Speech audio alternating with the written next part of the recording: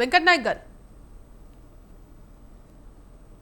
Madam Venkat madam Naik ఇప్పుడు చెప్పండి. Madam ఇప్పుడు విషయం ఏంటంటే మేడం, కాంగ్రెస్ పార్టీ నాయకులను ముందు పెట్టి విచారిస్తలేము.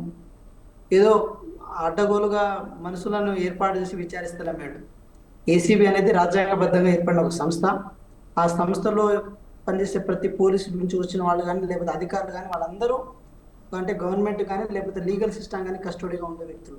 సో వాళ్ళ ఆధ్వర్యంలో జరిగే ప్రక్రియ ఇది. వాళ్ళు ఈసారి కేసు పెట్టిన తర్వాత ఇప్పుడు లొటపీస్ కేసు అని చెప్పడం ఏదైతే ముందు రాజ్యాంగ వ్యతిరేక మాట కాదా మరి అది? అంటే రాజ్యాంగాన్ని గౌరవించినట్టు కాదు కదా మరి. అంటే కేసు లొట్టపీస్ కేసా కాదని చెప్పి విచారణ జరగక ముందే చెప్పడం ఏదైతే ఉందో, మరి ఇది దేనికి దురంకారానికి ఇది మన ప్రతీక కాదా ఇది? సో ఇట్లా మాట్లాడుకోవాల్సి వస్తే చాలా మాటల్లో ఇట్లా చెప్పుకొని పోవచ్చు మేడం. కానీ ఒకటి మాత్రం అర్థం చేసుకోవాల్సిన అవసరం ఉంది. విజయారాయణ గారు మళ్ళీ వచ్చారు కాబట్టి, అంటే విజయారాయణ గారు ఇప్పుడు కొంచెం లేట్గా వచ్చారు కాబట్టి చెప్తున్నా, మీ మీద రాజకీయంగా కక్ష సాధింపు అనేది 2023 నవంబర్ 30వ తారీఖున జరిగిపోయింది.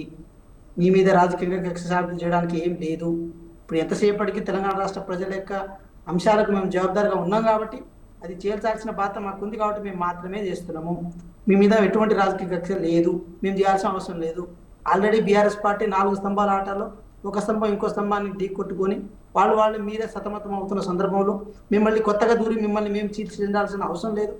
ఏది ఏది ఏమంటారు, కవిత గారి రూపంలో ఒక దుర్గామాత మీ పార్టీలో తయారై మిమ్మల్ని అందరినీ ఏది త్రిశూలం పట్టుకొని బెదిరిస్తున్న సందర్భంలో మేము కొత్తగా చేయాల్సిన అవసరం లేదు. కాబట్టి విజయారాయణ గారు మీరు కూడా అర్థం చేసుకోవాల్సిన విషయం ఏంటంటే, ఈరోజు 60 కోట్ల రూపాయలు ఏదైతే ఇతర దేశాలకు వెళ్ళిందో, ఆర్బీఐ నామ్స్కి వ్యతిరేకంగా వెళ్ళింది, సెక్రటరియట్ బిజినెస్ రూల్స్కి వ్యతిరేకంగా వెళ్ళింది. కాబట్టి ఈ అంశాన్ని ప్రస్తావించాలని చెప్పి ఆర్బీఐ ఈ రాష్ట్రానికి పెనాల్టీ వేసిన తర్వాత ఈ రాష్ట్రం ప్రభుత్వం రియలైజ్ అయ్యి ఈరోజు మీ మీద విచారణ చేపట్టడం జరిగింది తప్ప మీ మీద ఎటువంటి కక్ష సాధింపు లేదు. ఇంకో మాట కూడా చెప్తున్నాం, ఇన్ కేస్ దీంట్లో మనీ లాండరింగ్ ఎక్కడ జరిగిందంటే మేడం, మీరు చూడండి, జాన్సన్ అనే ఒక పెయిడ్ మ్యాగజైన్ని వీళ్ళు ఎంతో అంత చెల్లించి వాళ్ళ చేత 700 కోట్ల వరకు నిధులు వచ్చాయని చెప్పి రాపిచ్చారని మేము అనుకుంటున్నాం. అక్కడ మనీ లాండరింగ్ జరిగిందని మా ఇది ఉంది. ఇంకా అంతదాకా మేము పోతలేము. ఇన్ కేసు ఈడీ కనుక ఈ విషయంలో చాలా క్రిస్టల్ క్లియర్, ఎందుకంటే మన సిబిఐకి అయితే ఒక రాష్ట్రంలో రావాలంటే కొన్ని పర్మిషన్స్ అనుమతులు కావాలి, కానీ ఈడీకి అవసరం లేదు మేడం. ఎక్కడ మనీ లాండరింగ్ జరిగినా కూడా వాళ్ళు 100% అప్రోచ్ అవ్వచ్చు. జాన్సన్ కంపెనీ ఏదైతే ఉందో దాంట్లో 100% ఏది అక్కడ మనీ ట్రాన్సాక్షన్ జరిగిందని మేము నమ్ముతున్నాం.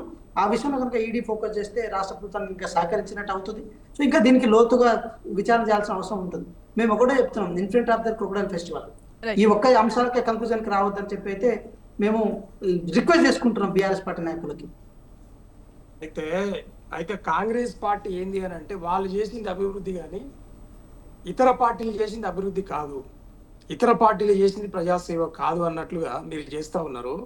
ఈరోజు మేము ప్రకృతి ప్రేమికులం కాబట్టి గ్లోబల్ వార్మింగ్లో ఈరోజు ట్రిటీ ఉంది, ఇంటర్నేషనల్ ట్రిటీ ఉంది. ఆ ట్రిటీకి అనుకూలంగా ప్రకృతి ప్రేమికుడైన కేసీఆర్ గారు ఈ ఉద్గారాలను తగ్గించాలి, తర్వాత కాలుష్యాన్ని తగ్గించాలని చెప్పి దానికి భారతదేశంలో నంబర్ 1 స్టేట్గా మరి ఎలక్ట్రిక్ వెహికల్స్ ఇక్కడ వచ్చి ఉండడం వల్ల, దాన్ని అమలు చేయడం వల్ల, ఆ ట్రిటీని అమలు చేయడం వల్ల తెలంగాణ కాలుష్య రహిత తెలంగాణ చేయాలని హరితహారాన్ని చేపట్టి అలాగే ఈ కార్ రేసింగ్ చేపట్టడం జరిగింది. ఇది వాస్తవం.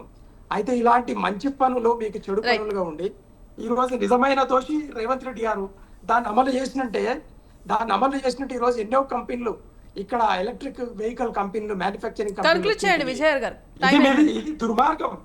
మీరు చేసేదే దుర్మార్గం. కాబట్టి తెలంగాణ ప్రజలకు అంతా అర్థమవుతుంది. అంటే కేసీఆర్ గారి పేరు లేకుండా చేస్తాం. కేసీఆర్ గారి పథకాలు ఏదైతే ప్రజా ప్రయోజన పథకాలు ఉన్నాయో ఆ పథకాలన్నింటినీ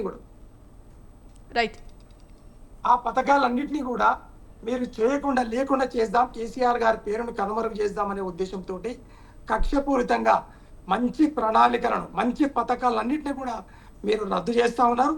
అందులో భాగంగానే ఈ కార్ రేసును కూడా కావాలని రేవంత్ రెడ్డి గారు రద్దు చేసిర్రు, డబ్బులు కట్టిన తర్వాత కూడా.